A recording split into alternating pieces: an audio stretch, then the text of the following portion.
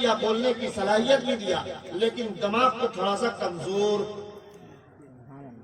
دماغ تھوڑا کمزور ہے.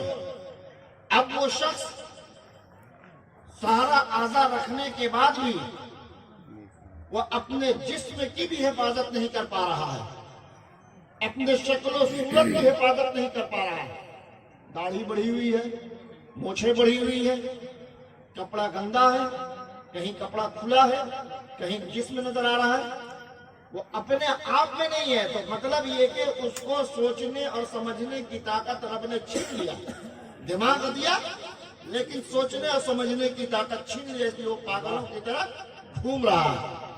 آپ اپنے رب کا ہزار ہزار شکر ادا کرو, اپنے رب کا ہزار ہزار شکر ادا کرو کہ پروردگار عالم تو نے مجھ کو میرے ماں باپ کی گود میں پیدا کیا, تو چلنے کی صلاحیت دے کر پیدا کیا, کام کرنے کی طاقت دے کر پیدا کیا, آنکھ میں روشنی دیکھنے کے لیے دے کر پیدا کیا, منہ میں زبان دے کر پیدا کیا بولنے کے لیے, اور ساتھ ساتھ دماغ بھی دیا تاکہ میں اچھا بھی سوچوں برا بھی سوچوں. ہر اعضاء میں تو نے طاقت عطا کیا ہے.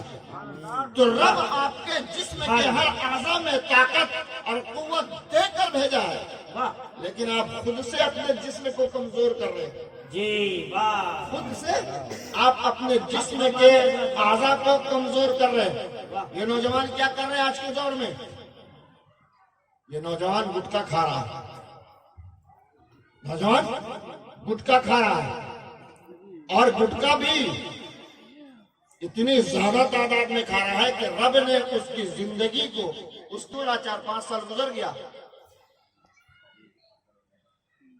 آپ کی بیوی پیر صاحب کے پاس جاتی ہے, بزرگوں کے آستانے پر جاتی ہے, منتیں مانگتی ہے کہ میری گود میں بچہ ہو جائے. آپ گٹکا کھا کر اپنے جسم کو کمزور کر لیا ہے. میرے نوجوانوں, آپ سب کے سب بیان کے بیٹھے ہوئے, بیان شریف کے بیٹھے ہوئے, کتنے لوگ گٹکا کھاتے ہیں؟ شرمانے کی کوئی ضرورت نہیں ہے. بڑے بڑے خطیب و مولانا آتے ہیں, وہ ہاتھ اٹھواتے ہیں نماز پڑھو گے کہ نہیں.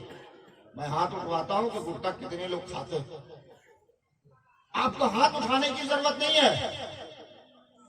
آپ کو اپنی زندگی کی پرواہ نہیں ہے تو کوئی بات نہیں ہے, لیکن جس نے آپ کو پیدا کیا, جس ماں کی گود میں آپ پیدا ہوئے ہو, جس باپ نے آپ کے محنت و مشقت کے ساتھ آپ کی پرورش کیا ہے, جب آپ اپنے ماں باپ کے گود میں پیدا ہوئے تو باپ نے سوچا میرے گود, میری بیوی کے گود میں میرا بچہ پیدا ہوا, یہ میرے بڑھاپے کا سہارا بنے گا, یہ میری زندگی کا سہارا بنے گا. جب میں کام کرنے کے لائق نہ رہ جاؤں گا, میری عمر ہو جائے گی, میں ضعیف ہو جاؤں گا, میں چلنے پھرنے کے لائق نہ رہوں گا, تو یہ بچہ چلنے پھرنے کے لائق ہوگا, ہماری ہر ضرورتوں کو پوری کرے گا. ماں باپ اس ارمان میں آپ کی پرورش کرتے ہیں, ماں باپ آپ کو یہ سوچ کر پرورش کرتے ہیں کہ یہ بڑھاپے کا سہارا بنے گا.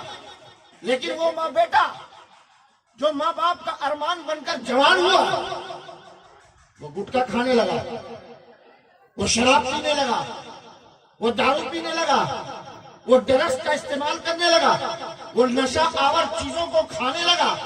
پتہ کیا چلا کہ اتنا نشہ آور چیزوں کو اس نے استعمال کر لیا, باپ کی عمر ہے 60 سال, بیٹا 45 سال میں مر گیا. باپ کے ارمانوں پر پانی پھیر گیا, ماں کی تمنا دل میں رہ گئی. میرا بیٹا جب 30 سال پہلے پیدا ہوا تھا تو یہ ارمان دل میں جگہ تھا, یہ فکر ختم ہو گئی تھی کہ میرے بڑھاپے کا سہارا آ گیا. لیکن یہ آج تو میرا بیٹا نشہ آور چیزوں کو کھا کر, نقصان دہ چیزوں کو کھا کر, میری زندگی سے پہلے, میرے بڑھاپا آنے سے پہلے, مجھے مجبور ہونے سے پہلے وہ خود اللہ کو پیارا ہو گیا.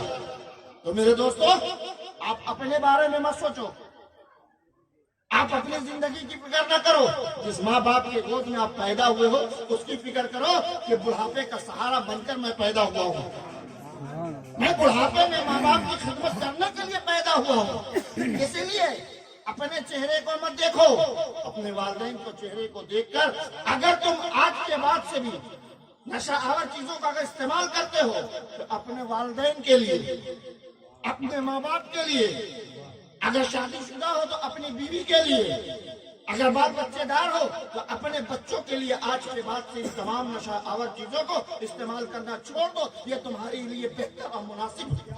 بے شک بے شک۔ نعرہ تکبیر، نعرہ رسالت، اور سے مقدس فیضان سید حسین شاہ بابا، نعرہ تکبیر۔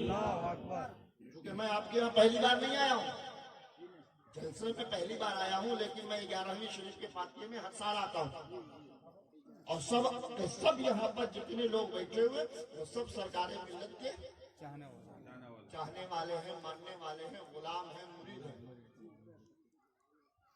اب میرے اوپر پوری کی پوری 100% ذمہ داری ہو گئی ہے کہ سرکار ملت کا حکم ہے کہ اب میرا چاہنے والا اگر غلط راستہ